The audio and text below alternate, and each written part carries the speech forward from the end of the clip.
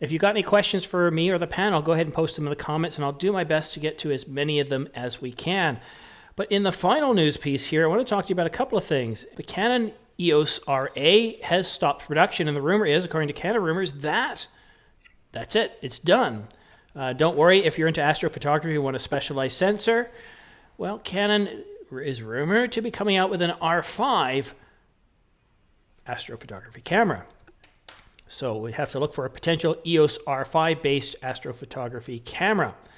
Also, Nikon is going to be introducing a Z-mount 40mm f2. That's coming soon. And we're getting two L-mount Alliance lenses. We're getting the Sigma 90mm, the 24mm. The 90 is an f2.8, the 24 is an f2, and they're both priced at $640.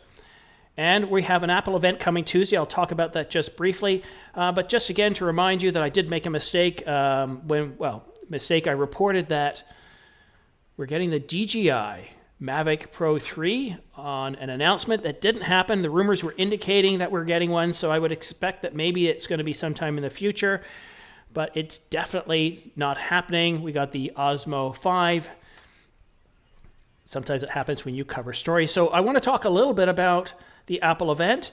And the one thing you might be watching, of course, Richie does a great job of covering this. Is this an event where we're going to see some more hardware for those of us waiting for something a little bit more powerful than any of the M1 Mac Minis, MacBook Air, or MacBook Pros? And no, it doesn't look like that. I mean, Apple could do it, but this is most likely it's going to be the iPhone 13. It's going to be maybe an iPad, a watch. That's probably what we're going to see. Now, Apple could choose to do an announcement of something wonderful like they've done in days past, where they talked about the iMac Pro and they said it would come out in November. So they have done that. But rumor is we're supposed to get some sort of other announcement later in the fall where we're going to get some more heavy-duty hardware, such as the MacBook Pro 16 with an M1 architecture. And I think that's really going to be the big thing. If you're looking at doing video editing, I love this MacBook Air, the fact that it can do everything, that it's more than capable of live streaming in 4K with 3 guests, while simultaneously recording that 4K feed to my hard drive while I'm doing other stuff. There's no fans. It is hot to the touch.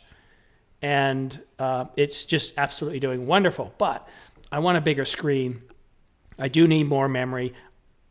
Apple's showing me that with just 8 gigabytes of RAM, I can do all this. If you can get 8 gigabytes of RAM. I was of the belief that you needed 32 gigs, and that used to be based on Intel processors and the old architecture. And I really don't know what to recommend. I think that if you can afford 32 gigs, consider it. But with this new architecture, you might be able to get by at 16 gigs. I'm really stunned that with 8 gigs and a 7-core GPU, part of Apple's architecture, that I'm able to do this editing on a machine this small. So we'll just have to wait and see. I don't see any new comments coming in. I know you guys are probably falling asleep. 57 people still watching. Go to bed. But if you have any questions, stick around. And what do you guys think on this people news? Watching 59 likes. So thank you guys. Yeah, Yeah, I muted myself. I was just saying there was a question that was asked very early on. I want to touch on if we have time, because someone had asked almost at the beginning of the video about why doesn't Adobe, it was Cardinal 15 photography. Yes, why isn't Adobe supporting Canon colors in Lightroom or Photoshop, and eventually specifically color profiles? And that's a question I would like to have answered myself, because I'm a Canon user and I shoot Lightroom and Photoshop. And to be honest with you, it's occasionally, or at least at the beginning, until I really figured out what I was doing in terms of the R5 and R6 files. That getting the best out of those out of the raw files was a little bit of a challenge until I started figuring out how to use the things like the calibration sliders in Lightroom, which I never really did. And once I used that, that it really helped me get get a lot of pop into images that I was struggling to get out of the R5 and R6 raw files before. But you're right. I believe Capture One and some other applications support Canon colors better than Lightroom intuitively does, or Adobe, any of the Adobe products intuitively do. But I think if you're a skilled enough editor, you can work around it. But it would be good to just be able to, especially for people who work fast, work in bulk, commercial users, who don't have the time to fiddle around with one file for an hour like I do. to be able to just jump in and get the colors right the first time around. That would be a good thing, and hopefully they'll do that. It's I think it's just some kind of a proprietary thing between the two companies. It's not the first time that issue's happened. Before Canon say supported or Adobe better supported say the raw files for the older DSLR models, but now it's going through the same thing now with the R5 and R6, and I don't see any fast turnaround for that. You know what? Adobe's always made some very feature-rich products, but the one thing I see Adobe is they're like this huge chain link truck that you see in Australia in the outback, the mining ones, where they're caravans. These trucks, these huge trailers, and it takes a while for them to do anything.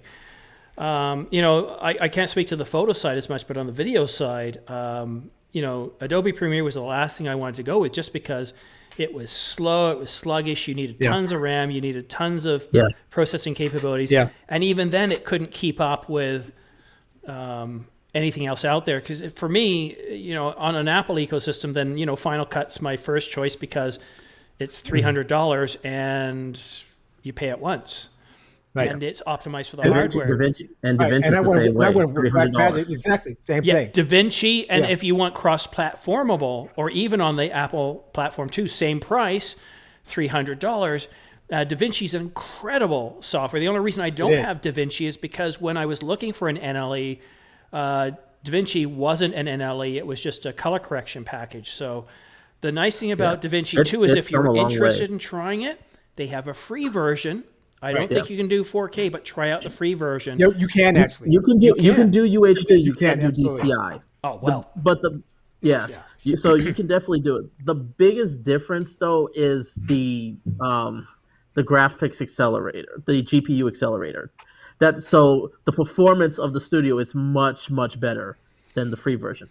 Yeah. So if you're dealing with higher things with an R5 and you're dealing with those codecs, you definitely want to get the studio. I also want to just go back up to what you were talking about with the M1s. I'm really curious to see what they do because you could definitely see what you could do with an 8 gigabyte RAM, 16 gigabyte RAM, especially in Final Cut. But it's not perfect either because I've been recently editing a project in Premiere and in DaVinci Resolve, doing some of the editing, but really grading in DaVinci Resolve, and there was constant times where I had to force quit because I ran out of memory. Especially with DaVinci Resolve, I would just constantly be running out of memory. So hopefully we could see something like a 32 gig RAM for the max. I'm perfectly happy. This little gigabyte Aerial 15 has it's a laptop and it has 64 gigabytes of RAM. It handles everything I could throw at it with DaVinci Resolve, 8K, whatever. But in terms of the M1s, am very curious to see what the future is. I just hope they really do come with something more powerful James, soon. You got to try this out. Get a demo copy of Final Cut because I kid you not here. I've never ran out of resources. I have on this hard drive, it's a 4 terabyte. This is my family film that I'm producing. It's currently 90 minutes long. It's the primary video source is 4K HQ, so that's minimum 470 megabits all I, and it's C-Log 3. I have multiple effects on it. I have color grading, color wheels, color curves, audio stuff, a whole bunch of stuff on there. And you know what? If I leave it in you've got performance. There's two options: performance and quality. So usually when I'm editing, I leave it in quality, but when I want to preview full screen, I go in quality instead of performance. It doesn't drop a frame. It's incredibly fast, and I've even had no problem editing 8K video as well. Exporting takes time, so I think that's where you're seeing the synergies between the hardware and the software with Final Cut. And that's why I'm so shocked. Now, when it came to photo editing, like I said, I tried loading up about 15 RAW files, and it ran out of memory, and the software I was using choked. But loading 10 RAW files, no problem. But it's just, it shouldn't work. It was designed to work. Like the M1 chips were designed to work with Final Cut, and that was great. I personally am just not a fan of the layout and the workflow of Final Cut. DaVinci has been my go-to for so long, but I say if anybody who likes the Final Cut and Final Cut workflow, I definitely say the M1 is the number one go-to choice. Ultimately, it's about what workflow works best for you. Yeah, true enough. I agree. No, and rule of thumb when it comes to video editing, if you're going to be doing 4K, 32 gig is generally pretty safe. And even if your system can do it with 8, 32 is going to give you a lot more room, because I like to have the NLE up and running. I like to have some editing software, the browsers, and a whole bunch of stuff. And I don't like to have to shut stuff down. Not that I do on this, and that's another thing I don't. But I still think, it's still safe to go with something like 32 gigs. I didn't buy this computer to do video editing. I sold my iMac Pro. I thought I was going to use this for a couple of months, and Apple was going to release new MacBooks. Global chip shortage changed that. We've only got about 5 minutes left. I want to give a chance for John and Brian to have some last words. Well, this is, again, it's been a really fun time. I'm glad so much that you invited me on. It's always good to have a good discussion with like-minded individuals, and I say we've had a very interactive chat window. I wish we'd gotten to some more of the, questions and comments in here, but perhaps I don't know if there's any way that you can save those for later, Simon, or put something in. We actually did cover them, and sometimes I responded as well. So you'd be surprised at how many times you were talking about something, and I'd flash up a comment that was related to what you were saying. So, like even Chris Thornton, who just asked about DJI Pro, Mavic Pro before Christmas, and I said, rumors aren't saying anything, Chris, and it's definitely possible. So I'll keep an eye on that. So. Yeah, we and did a good job. I'd comment on a couple of the chats also, Yes. just in terms of just being able to do it, do it on audio. But again, it's been a great time. I'm looking at my R6. It's actually been blinking, overheating, warning for an hour, and it hasn't shut off. So, so it's working. Yeah, and an R5 here, but then again, I'm using 4K mode, and it doesn't overheat. Right. So, Brian, last words from you. Well, again, I thank you for having me on. My cat Dixie and I have had a great time. There she is. I always like talking about this kind of stuff, and I admit I feel a little bit bad because being a poor retail employee, I don't get to buy a lot of these fun toys, and every time I see play with them all the time.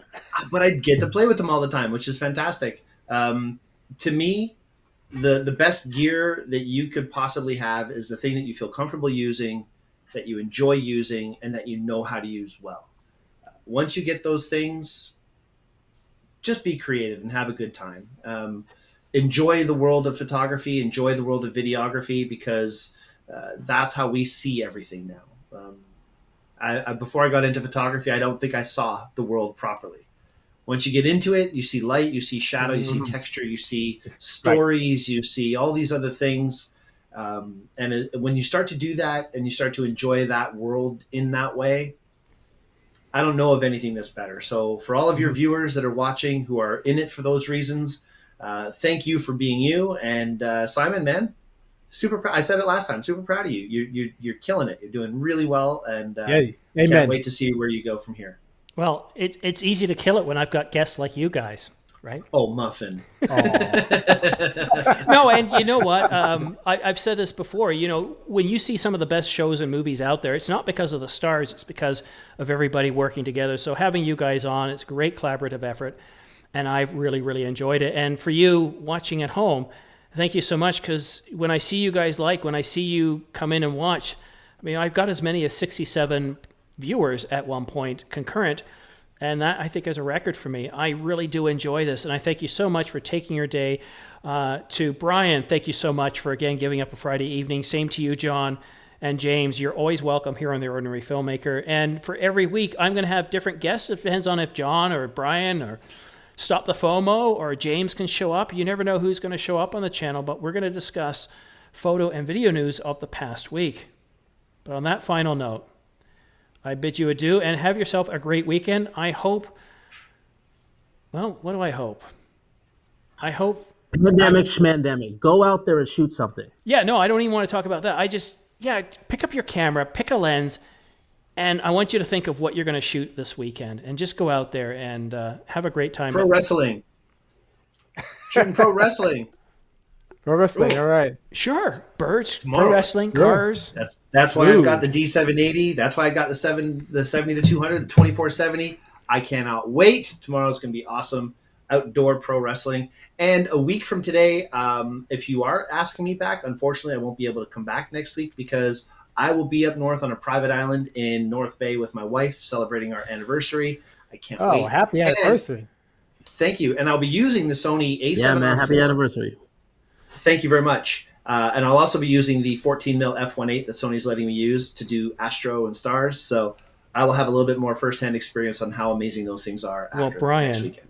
as an ordinary filmmaker or photographer, whichever you choose, which hat you choose to wear, when you're up there, I don't want you to be thinking of me, but when you get creative, you know, if you want to have a short clip or something that you want to show on the next show you're here, I'd be happy to give you the floor and you can talk to it. And I think it'll be special. Thank you. I will do that. Wow. All right. Awesome as always, guys. Again, thank you so much for tuning in. I'm going to, as I mentioned at the beginning of this video, after this is over, I'm going to unlist it. You'll still be able to watch it if you have the link, but then I'm going to cut it up and put it into separate video elements covering the R3, the Sony.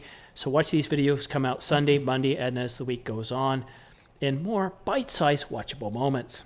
Again, thanks so much for tuning in. And if you've got any questions, drop them in the comments section down below. Thanks for watching. We'll see you again soon. If you like this video, well, stay tuned. I've got more of them coming. But keep in mind, this is a pre-recorded segment from my weekly camera news live show, which is every Friday between 8 o'clock and 10 o'clock Eastern Standard Time. And if you like covering the news and if you would like to collaborate, well, then join me live Friday nights where you can ask questions and interact with the panelists. And panelists cover a range of the camera industry. We have photo experts and video experts. We have camera news or industry insiders. And once in a while, I have some guests from other channels such as Jordan Drake or Dan Watson. But again, thank you so much for watching The Ordinary Filmmaker. Please don't forget to punch that like and subscribe button, as it really does help my channel grow. We'll see you again soon.